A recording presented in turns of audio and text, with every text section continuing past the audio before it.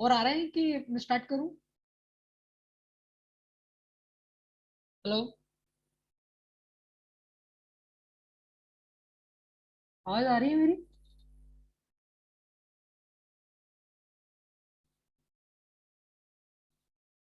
Hello.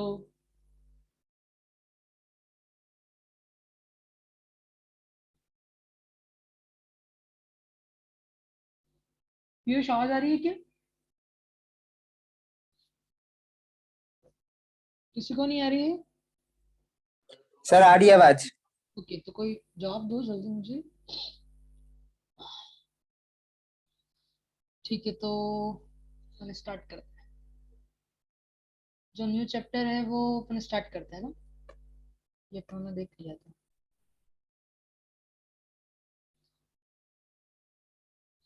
Okay, तो Maxwell equation in final form अपन देख लेते हैं कि अपन टाइम वेरिएशन अपन देख लिया था कि पार्टिकल अगर एक्सेलरेटेड हो तो कौन सी फील्ड जनरेट करता है। बताओ कौन सी फील्ड जनरेट करता है।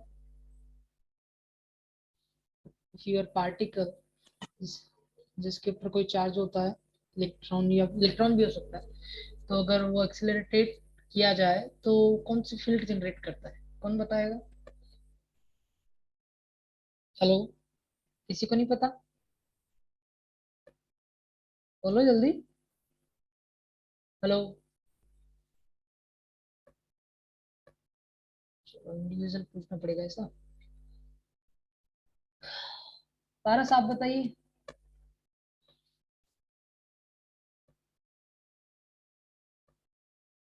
अच्छा, आप पता नहीं है तो मना कर दीजिए, लेकिन बोलिए, कुछ तो बोलिए ना। हेलो, किसी को नहीं पता? पार्टिकल एक्स को कांस्टेंट वेलोसिटी की बजाय कुछ एक्सेलरेशन दे दिया जाए तो वो कौन सी फील्ड जनरेट करेगा? हेलो हाँ बोलो। सर, क्या कह रहे थे आप? हाँ, ये मैं कह रहा हूँ कि जो अगर सुना नहीं मैंने क्वेश्चन। कोई जो पार्टिकल है, उस पार्टिकल के ऊपर कोई चार्ज क्यू है, ठीक है, उसको एक्सेलरेटेड किया गया है ए एक्सेलरेशन से, तो बताओ वो कौन सी फील्ड जनरेट करेगा? सर मैग्नेटिक होगा, डायनेमिक। हाँ, मैग्नेटिक होगा और इलेक्ट्रिक नहीं होगा। दोनों होगा फिर। यस यस, दोनों परपेंडिकुलर होंगे तो एक इलेक्ट्रिक फील्ड इस प्रकार से जनरेट होगी, जिसे ई से रिप्रेजेंट करेंगे, ठीक है। और दूसरी मैग्नेटिक फील्ड होगी ये इस प्रकार की, ठीक है, जिसे थ्री डायमेंशनल में ये अपना हो जाएगा Z axis, this is your x axis और वाई एक्सिस, ठीक है, और this is your magnetic field H, ठीक है। तो इस प्रकार का वेरिएशन आएगा, तो जो प्रोपगेशन का डायरेक्शन रहेगा वो जेड डायरेक्शन में रहेगा, और जो वेरिएशन रहेगा इलेक्ट्रिक फील्ड का और मैग्नेटिक फील्ड का वो या तो एक्स डायरेक्शन में रहेगा या वाई डायरेक्शन में रहेगा, ठीक है। तो दोनों फील्ड जनरेट होती है जब पार्टिकल को कुछ ना कुछ एक्सेलरेशन दिया जाता है। और सिमिलरली अगर करंट कैरिंग कंडक्टर है, और करंट कैरिंग कंडक्टर आइडियल होगा, आइडियल एलिमेंट लिया अपनों, और जो करंट है आई, वो अगर टाइम का आइडियल जो है वो टाइम का फंक्शन है, टाइम का फंक्शन है यानी कि टाइम का फंक्शन है मतलब डायनामिक है, इस प्रकार का साइनोसॉइडल करंट अपनों ने प्रोड्यूस किया है किसी करंट एलिमेंट में, ठीक है। तो जो उसके इर्द गिर्द जो रहेगी मैग्नेटिक फील्ड भी जनरेट होगी और इलेक्ट्रिक फील्ड भी जनरेट होगी, ठीक है। तो दोनों फील्ड जनरेट होगी तो क्या बनाएगा? वो इलेक्ट्रोमैग्नेटिक वेव बनाएगा। तो वो वही कॉन्सेप्ट कॉन्सेप्ट जो है एंटीना का भी है, ठीक है, तो ये आपको याद रखना है। तो आपको पता चल गया इलेक्ट्रोमैग्नेटिक वेव्स किस प्रकार से प्रोड्यूस की जाती है, या तो करंट कैरिंग एलिमेंट के थ्रू प्रोड्यूस की जाती है या कोई पार्टिकल के थ्रू।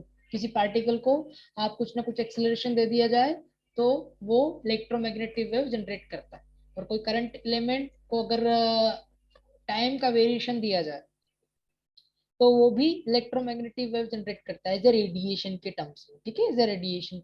जो रेडिएशन रहता है वो रेडिएशन भी ईएम वेव है, इलेक्ट्रोमैग्नेटिक वेव है, ठीक है। इसमें इलेक्ट्रिक कंपोनेंट भी होता है और मैग्नेटिक कंपोनेंट भी होता है, और दोनों इलेक्ट्रोमैग्नेटिक कंपोनेंट जो रहते हैं वो दोनों ही टाइम के फंक्शंस होते हैं, टाइम के फंक्शन भी होते हैं और same as well as spatial coordinate के भी फंक्शन होते हैं, एक्स वाई जेड के भी फंक्शन होते हैं, ठीक है। तो ये अपन डिस्कस करेंगे इन दिस चैप्टर, ठीक है।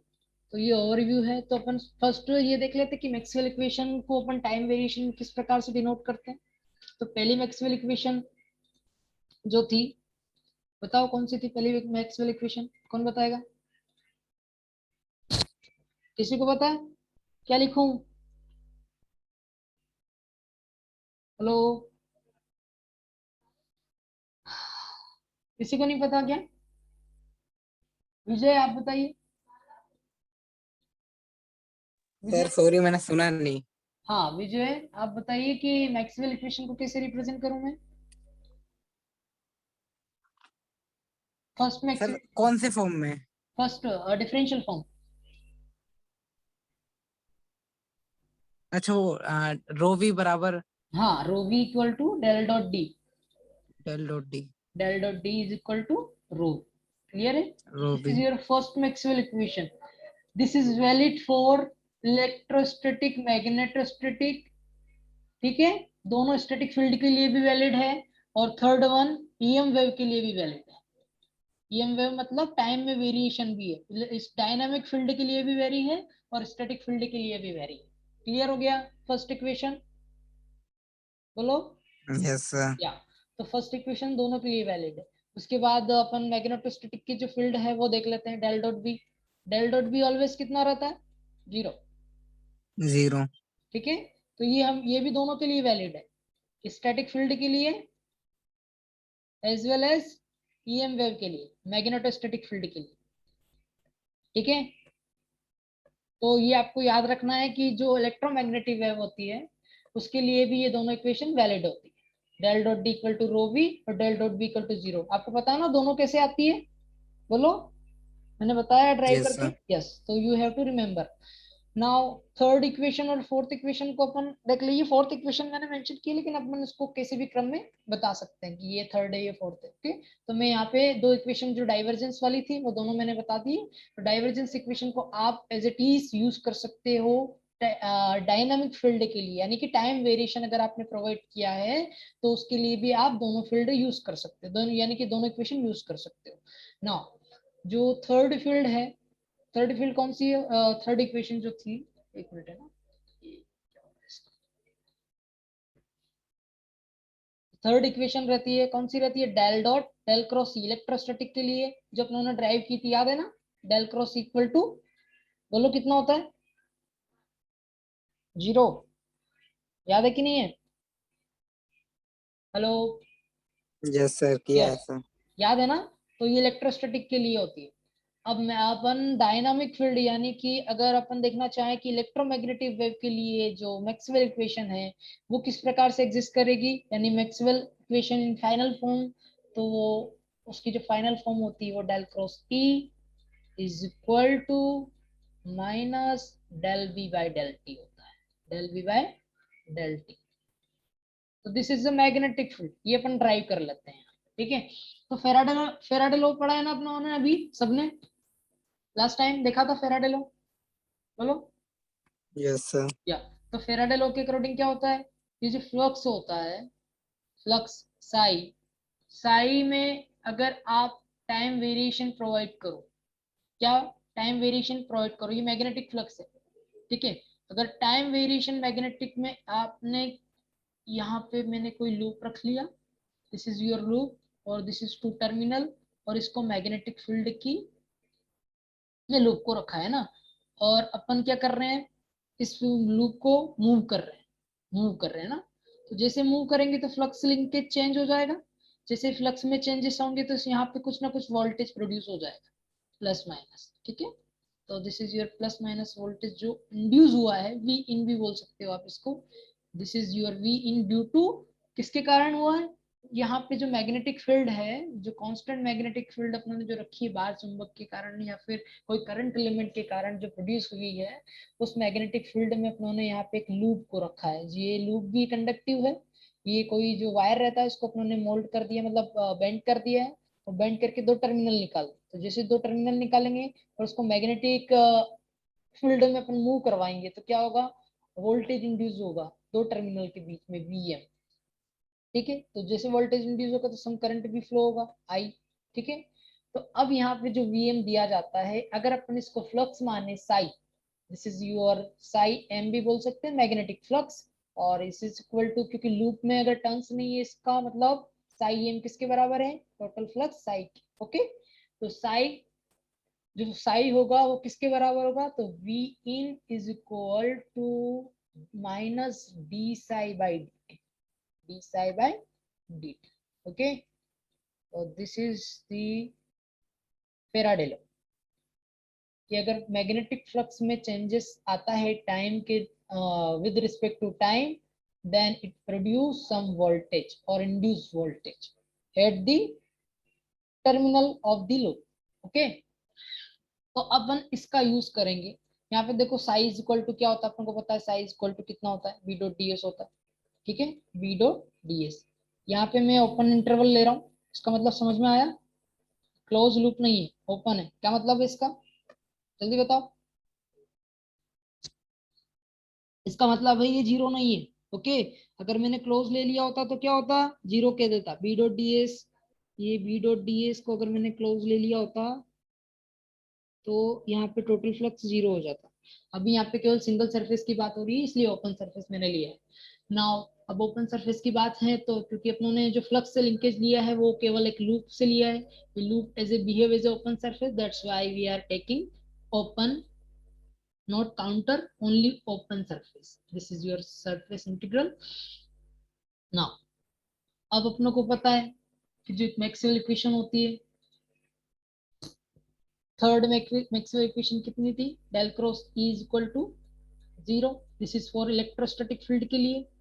ओके, तो अपनों को इलेक्ट्रोस्टैटिक फील्ड के लिए ये पता है, लेकिन अपन इसको इलेक्ट्रोमैग्नेटिक वेव के लिए किस प्रकार से ड्राइव करेंगे, टाइम में जब वेरिएशन प्रोड्यूस होता है तो उसके लिए ये इक्वेशन इलेक्ट्रोस्टैटिक के लिए वैलिड है ओनली। तो ये चेंज हो जाती है, ये मॉडिफाई हो जाती है। तो उस मॉडिफिकेशन को अपन देखते हैं कि किस प्रकार से उसका मॉडिफिकेशन हुआ है। तो अपनों को पता है जो इलेक्ट्रिक फील्ड होती है, इलेक्ट्रिक फील्ड किसके बराबर होती है, E dot D L. This is your E dot D L is equal to voltage induced. बोलो, होता है कि नहीं होता है, this is your close Yes, line. sir.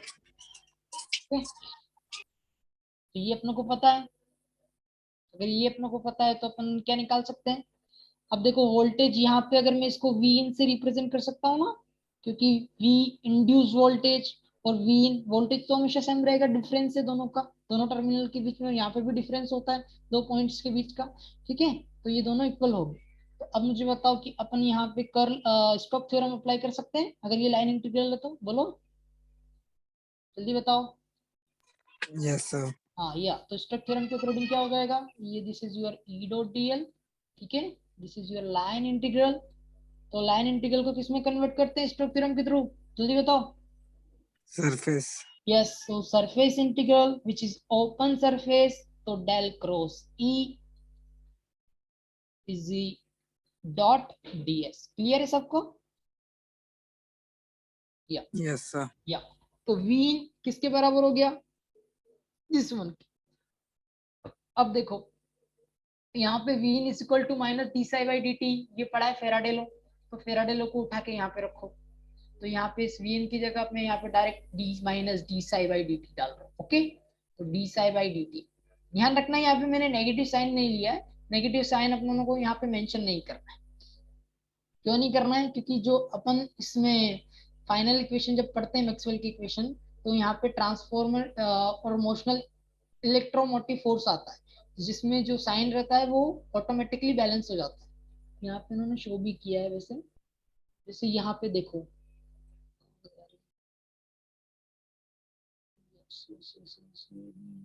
ये देखो क्या लिखा हुआ है, V M F equal to E dot D L. यहाँ पे नेगेटिव साइन नहीं है ना, तो ये आपको ध्यान रखना है, ये एक्चुअली बैलेंस हो जाता है। जैसे जिस प्रकार से अपन यहाँ पे लूप रखते हैं ना, ये यहाँ पे मैग्नेटिक फील्ड है और वहां पे उन्होंने क्या लूप रखा है, कुछ रेजिस्टेंस भी है लूप का। ठीक है, और टर्मिनल के बीच अपन क्या देखते हैं, वोल्टेज देखते हैं। ठीक है, तो उसमें किस प्रकार से करंट फ्लो होता है, तो करंट फ्लो होगा तो वोल्टेज इंड्यूस होगा, तो वोल्टेज को किस प्रकार से मेजर करते हैं, वी ईएमएफ इलेक्ट्रोमोटिव फोर्स। ठीक है, तो ये दो प्रकार के हो सकते हैं, मैंने यहाँ पे बताया, लेकिन आपको इतना डेप्थ में नहीं जाना क्योंकि आपके कोर्स में नहीं है। तो सिर्फ मैं मैक्सवेल इक्वेशन ड्राइव कर रहा हूँ ओनली, है ना, तो ये आपको याद रखना है। तो D psi by D T, is equal to कितना हो जाएगा, दिस इज ई ड्यूअल, ये किसके बराबर है, इसके बराबर, तो मैं इसको डायरेक्टली लिख सकता हूँ del cross E dot ds। Now जो फ्लक्स होता है, फ्लक्स किसके बराबर होता है, साई v डॉट ds के बराबर, तो पुट करो इसको भी यहाँ पे, तो ये किसके बराबर हो जाएगा, minus D by D T. समझ में तो आ रहा है ना आपको, double Yes, sir. Integration b dot ds, clear है ना, b डॉट ds। ओके, तो this is your again integral del cross e dot ds, yes और नो। नाउ अब ये जो डिफरेंशिएशन है किसको लगेगा, b को लगेगा, क्योंकि जो मैग्नेटिक फील्ड है वो मैग्नेटिक फील्ड में वेरिएशन आ चुका है, तो जैसे वेरिएशन आएगा तो ये इंटीग्रल के अंदर चला जाएगा, तो dv बाई dt हो जाएगा, this is your become dv by dt dot ds is equal to del cross e।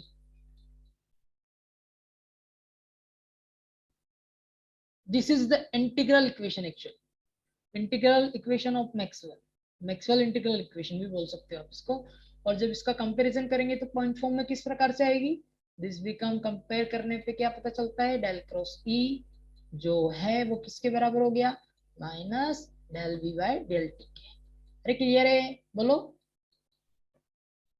समझ में आ गया, Yes, sir.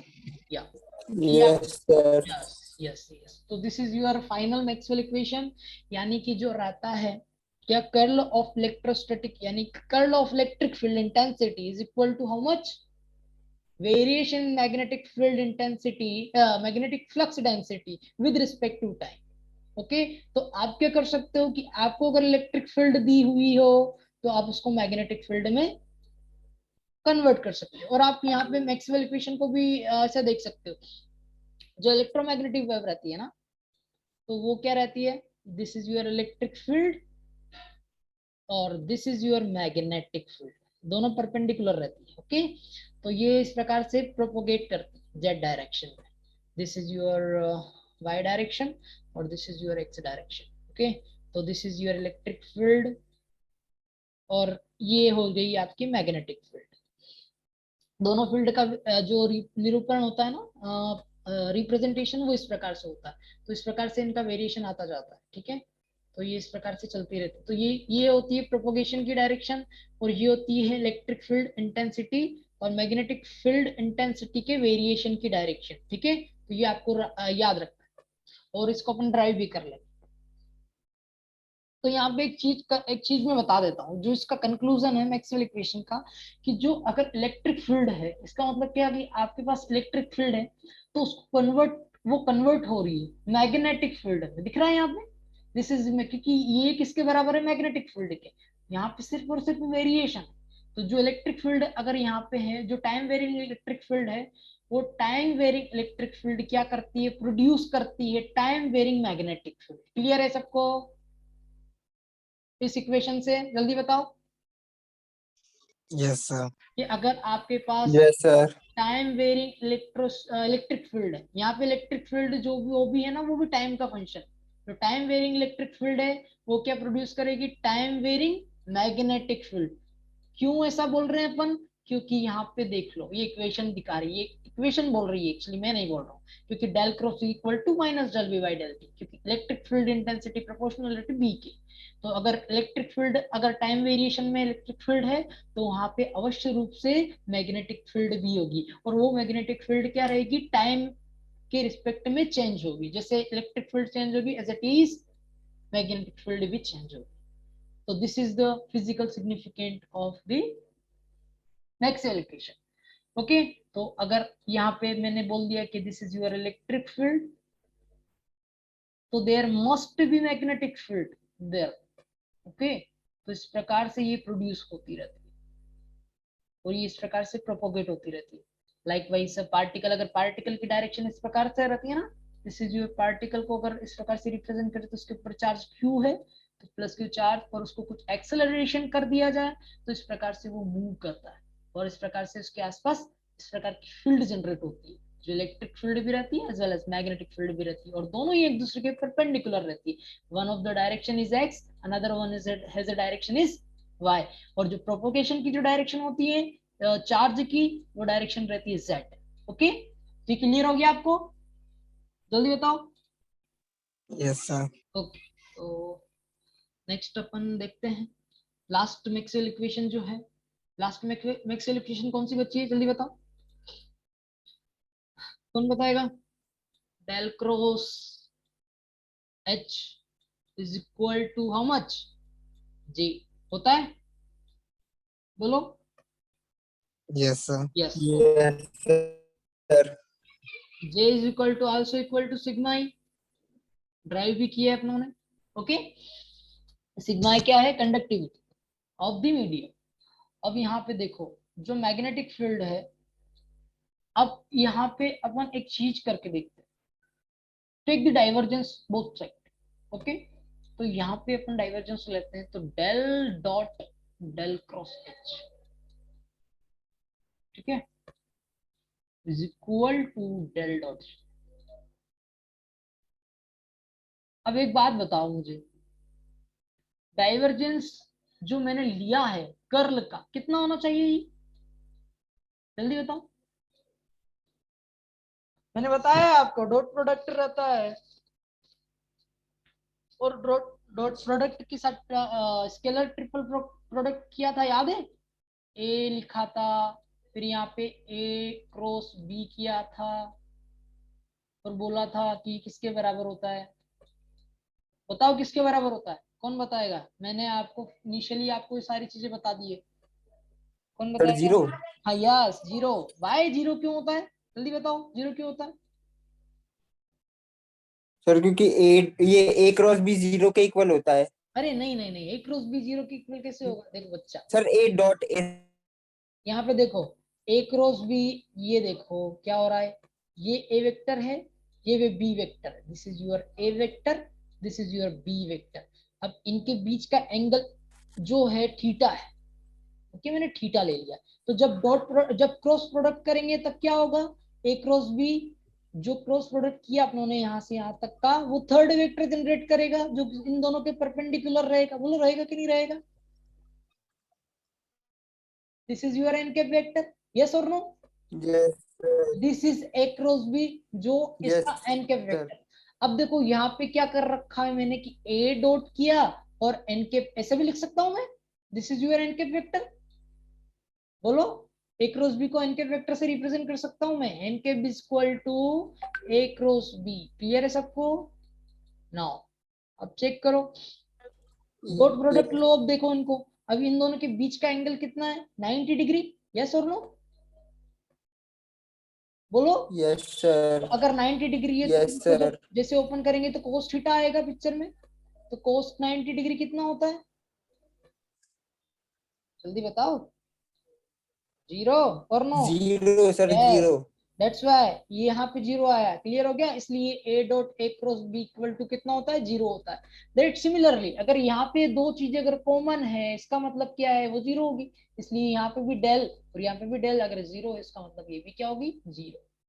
ठीक है, तो divergence of any curl how much? Always zero. This is universal.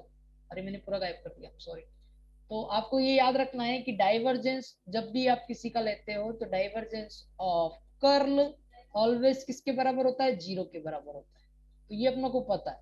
और अपनों ने जो मैक्सवेल इक्वेशन जो ली थी, del cross H is equal to J, ठीक है, और उसका जो इसका जो डाइवर्जेंस अपनों ने टेक किया है, तो डाइवर्जेंस लिया है, तो डाइवर्जेंस कैसे लिया? डॉट करके दोनों साइड अपनों ने डाइवर्जेंस ले लिया है।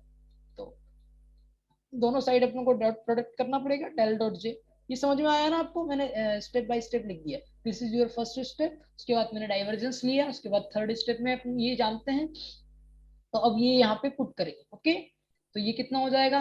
जल्दी बताओ, जीरो हो जाएगा। तो zero is equal to del dot J, del dot J. Clear है सबको? यस और नो? तो यहाँ पे देखो, del dot J is equal to zero, ये तो पॉसिबल हो सकता है क्या? Del dot J is equal to 0। क्या ये पॉसिबल हो सकता है क्या? जल्दी बताओ। क्या divergence of current density is equal to 0 हो सकती है क्या? जल्दी बताओ मुझे, कौन बताएगा? दिस इज ट्रू और फॉल्स? यस और नो? मैं जवाब दो जल्दी से, कौन देगा? विजय सिंह आप बताइए। पता नहीं सर। अरे यार, अपने देखा था ना लास्ट टाइम, ड्राइव किया था ये से। कंटिन्यूटी इक्वेशन याद आ रहा है कुछ? कंटिन्यूटी इक्वेशन बताई थी मैंने, जो ड्राइव भी की थी, वो इज इक्वल टू होती है D rho V by D T. D rho V by D T. याद आया कुछ? अरे बोलो। अच्छा यस सर। यस और नो? क्योंकि जो कंटिन्यूटी इक्वेशन थी, अपने जब इलेक्ट्रोस्टैटिक और मैग्नेटोस्टैटिक पढ़ रहे थे, एक्चुअली इलेक्ट्रोस्टैटिक में मैंने बता दिया था कि जो ये इक्वेशन है कंटिन्यूटी इक्वेशन, इसका यूज करेंगे आगे मैक्सवेल इक्वेशन। मैक्सवेल इक्वेशन की फाइनल फॉर्म में को ड्राइव कर। आप भूल गए हो, लेकिन मैंने एज ए रेफरेंस बता दिया वापस से आपको। ठीक है। तो जो कंटिन्यूटी इक्वेशन होती है वो क्या बोलती है कि डेल डॉट जे हमेशा किसके बराबर होता है? चार्ज डेंसिटी के डेरिवेटिव, टाइम डेरिवेटिव का के बराबर होता है। तो यहाँ पे ये इक्वेशन और ये इक्वेशन को देखो, क्या ये दोनों बराबर हो सकती है कभी? देखो। No sir. No sir. तो दिस इज मीन ये इसके बराबर नहीं होना चाहिए। ओके। और जो अपनों ने जब जो मैक्सवेल इक्वेशन अपनों ने यहाँ पे ड्राइव की थी इलेक्ट्रोस्टैटिक फील्ड में, जब उसका अपनों ने डाइवर्जेंस लिया फॉर डाइवर्जेंस लिया दोनों साइड, तो डाइवर्जेंस लेने के बाद अपनों को पता चला वेक्टर आइडेंटिटी से कि ये तो जीरो होता है। That's why we are putting here तो del dot J equal to zero. जो कंटिन्यूटी इक्वेशन बोलती है कि नहीं ये इसके बराबर नहीं होता है, तो मैक्सवेल ने क्या बोला? मैक्सवेल ने बोला कि आपको क्या करना पड़ेगा, इस इक्वेशन को मॉडिफाई करना पड़ेगा फॉर द इलेक्ट्रोमैग्नेटिक फील्ड के लिए। तो उन्होंने जब ये इक्वेशन को मॉडिफाई किया फॉर दोनों के लिए, इलेक्ट्रोस्टैटिक फील्ड के लिए और मैग्नेटोस्टैटिक फील्ड के लिए, और as well as time varying field, दोनों टाइम वेरिंग फील्ड के लिए। तो जब उन्होंने कंटिन्यूटी इक्वेशन को वैलिड करने के लिए इसे इसको थोड़ा सा और प्रूव करने के लिए एक टर्म और ऐड कर दी, जिसे बोलते हैं जेडी। ठीक है। This is your JD. मैंने इनिशियली आपको बता भी दिया था एक्चुअली, जब फर्स्ट चैप्टर की स्टार्ट की थी ना, उसी टाइम जेडी भी बताया था कि यहाँ पे डिस्प्लेसमेंट करंट डेंसिटी होती है और ये कंडक्शन करंट डेंसिटी होती है। ठीक है। तो अब इसको अपन ड्राइव करते हैं कि del cross H is equal to J. This is your Maxwell equation which is unmodified. और मॉडिफाइड मैक्सवेल इक्वेशन को किस प्रकार से रिप्रेजेंट करेंगे? Del cross H is equal to J plus JD. तो ये अपन प्रूव कर लेते हैं थोड़ी देर में। यहाँ पे del cross H is equal to J plus JD. J plus JD. Okay. This is valid for time varying field के लिए भी वैलिड हो जाएगी, और अपनी इलेक्ट्रोस्टैटिक के लिए भी वैलिड हो जाएगी, मैग्नेटोस्टैटिक के लिए भी वैलिड हो जाएगी। ओके। तो इसको कैसे प्रूव करें अपन? तो जैसे अपनों ने यहाँ पे कर लिया है ना, उसको कुछ नहीं करना है, बराबर करना है सीरीज। तो यहाँ पे देखो अगेन, इसको इसकी वैल्यू कैलकुलेट करने के लिए अपन क्या करते हैं? एक मिनट रुकना है, एक मिनट रुकना है, मुझे थोड़ा सा कुछ काम है।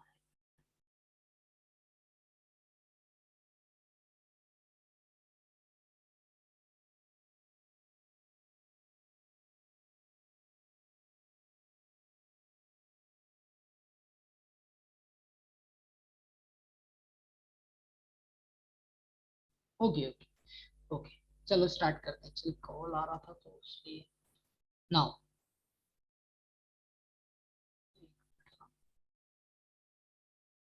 यस।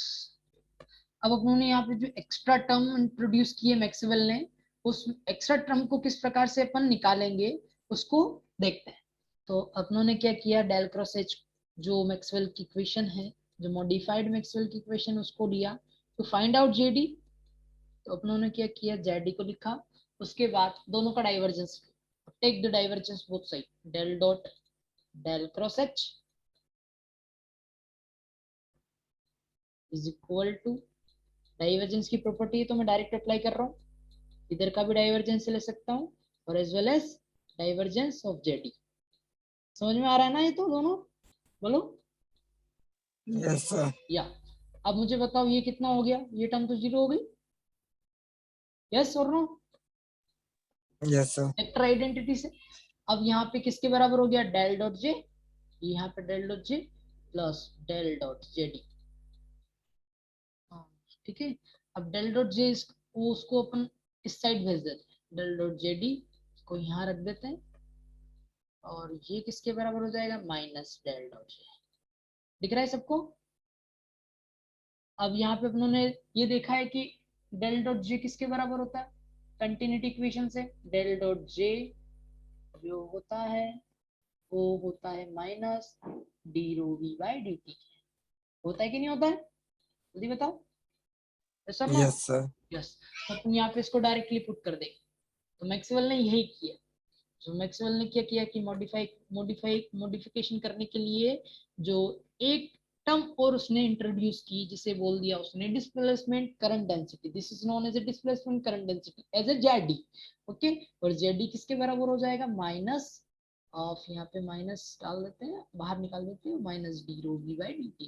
कंटिन्यूटी इक्वेशन को उन्होंने यहाँ पे पुट कर दिया, जो D rho V by D T, rho V क्या है, current density, sorry sorry sorry, volume charge density है ना, वॉल्यूम चार्ज डेंसिटी। तो ये किसके बराबर हो जाएगा, D rho V by D T. Clear है, ओके। तो अब यहाँ पे अपनों को किसके बारे में पता चला, del dot J D is equal to D rho V by D T. Now rho V किसके बराबर होता है, कौन बताएगा, रो वी, रो वी भी देखा है, first Maxwell equation rho del V, dot D. Del dot D के, यस और no, del dot D. Yes sir. Put करो डेल डॉट डी को यहाँ पे, del dot J D is equal to D by D T. Okay, तो ये किसके बराबर हो जाएगा, डेल डॉट डी। नाउ अब देखो, कंपैरिजन करने पे कंपैरिजन करने से पहले डिफरेंशिएशन को अंदर भेज लेते हैं। तो डिफरेंशिएशन को अंदर भेजो डाइवर्जेंस के, तो ये ऑपरेटर को बाहर निकाल दिया और डी को del D by del T कर दिया। ओके, अब देखो अपनों ने यहाँ पे भी डाइवर्जेंस है, यहाँ पे भी डाइवर्जेंस, तो कंपैरिजन कर सकते हैं, जल्दी बताओ। कंपैरिजन करेंगे तो यस कितना आ सर। जाएगा, Z is equal to how much, del D by D T. Yes और नो, यस सर। समझ में आ यस गया, सर। या। अब देखो मैक्सवेल की जो इक्वेशन थी वो किससे कैसे मॉडिफाई हो गई, अब पुट करने का टाइम आ गया। तो ये डेल प्लस में आ जाएगा यस सर। यस बिल्कुल, del del cross H is equal to J plus J D. This is Maxwell modified equation. अब जेडी की इक्वेशन भी यहाँ पे पुट कर दो, इसमें किसके बराबर हो जाएगी, del cross H, del cross H is equal to J, कितना लिखूं यहाँ पे, del D by del D upon del del. Del T. You know what del D क्या है, चेंज है ना सर वो डिफरेंशियल। हाँ अरे नहीं नहीं, D is equal to epsilon E, constitute अच्छा relationship. ये तो sir electric flux density. Yes, yes, electric flux density. You always remember. This is you. अब देखो, एक तो ये टर्म होती है और दूसरी J बराबर भी क्या होता है, सिग्मा ई। यस और no, yes sir. That's all. तो आपको इसके टर्म में यहाँ पे डायरेक्टली पुट कर दो, तो किसके बराबर हो जाएगा, del cross H, del cross H is equal to sigma E plus D by D T. Epsilon को बाहर निकाल देता हूँ डायरेक्टली, और यहाँ पे ई लिख देता हूँ, और दिस इज योर टी। समझ में आ गया, तो this is your modified Maxwell equation for magnetic field. अब देखो यहाँ पे क्या पता चलता है, ये इलेक्ट्रिक फील्ड दोनों में से, अब मैं एक्चुअली एक टर्म और इंट्रोड्यूस कर रहा हूँ, डी बाई डी टी को फूरियर ट्रांसफॉर्म में कन्वर्ट कर सकता हूँ ना, सबने पढ़ा है, जे ओमेगा लिखते हैं इसको फूरियर ट्रांसफॉर्म में, और एज ए फेजर फॉर्म में, इसको एज ए फेजर फॉर्म भी बोल सकता हूँ। तो ये आपको ध्यान रखना है, this is A phasor form. Phasor form सबने पढ़ा ना नेटवर्क एनालिसिस में, बोलो यस और नो। यस सर पढ़ा है। Yes yes. तो डी बाई डी टी को कैसे रिप्रेजेंट कर सकते हैं? इधर फूरियर ट्रांसफॉर्म ले लो और दूसरा फेजर टर्म में भी इसको जे ओमेगा के रिप्रेजेंट कर सकता है। यहाँ पे जे के रिप्रेजेंट करता है, फेज रिप्रेजेंट करता है, क्योंकि जे जो होता है वो e की power minus J pi by 2 J sorry plus J pi by 2 होता है ना। This is your pi by 2 is equal to G. Yes और no? By using Euler Yes sir. identity, we can use cos pi by 2 plus j sin pi by 2. Cos pi by 2 तो 0 हो जाएगा, plus j sin pi by 2, sin pi by 2 1 हो जाएगा, तो j picture में आ जाएगा। ठीक है, तो यहाँ पे फेज को रिप्रेजेंट करता है। तो अब इसको थोड़ा सा और अच्छा लिख लेते हैं अपन, तो डेल क्रॉस h। अब यहाँ पे मैं सिग्मा ई लिख रहा हूँ, this is your sigma E plus epsilon j omega E. Clear है? और अच्छा लिखने पे क्या पता Yes चलता sir. है? सिग्मा को सिग्मा प्लस जे ओमेगा एप्सिलॉन, जे ओमेगा एप्सिलॉन, और क्या रह गया? बाहर निकाल दिया इलेक्ट्रिक फील्ड को, इंटेंसिटी को। अब देखो रिलेशन आपको क्या मिलता है। अब ये वाली जो मैक्सवेल इक्वेशन क्या बोलती है पता है आपको? कि जो मैग्नेटिक फील्ड रहती है, जो मैग्नेटिक फील्ड, अगर आपके पास टाइम वेरिंग मैग्नेटिक फील्ड है, क्या है? अगर यहाँ पे मैंने बोल दिया कि ये टाइम वेरिंग मैग्नेटिक फील्ड आपको दी हुई है, तो टाइम वेरिंग मैग्नेटिक फील्ड क्या प्रोड्यूस करेगी? Time varying electric field. Clear हो गया? तो this is the physical significant. Okay, तो जो टाइम वेरिंग मैग्नेटिक फील्ड है वो time varying electric field produce करती है। इसका मतलब क्या है? जो पार्टिकल जब आपका मूव करता है, तो अगर वो उसकी मैग्नेटिक फील्ड इस प्रकार से जा रही है, ठीक है, तो उसके कारण इलेक्ट्रिक फील्ड भी प्रोड्यूस हो जाएगी, इंड्यूस हो जाएगी ऑटोमेटिकली। तो इस प्रकार से प्रोपोगेशन होगा और दोनों फील्ड भी एग्जिस्ट करेगी, एक तो इलेक्ट्रिक फील्ड एग्जिस्ट करेगी और मैग्नेटिक फील्ड भी एग्जिस्ट करेगी। क्लियर है? यहाँ पे एच टी Yes और sir. हाँ, यहाँ पे एच टी और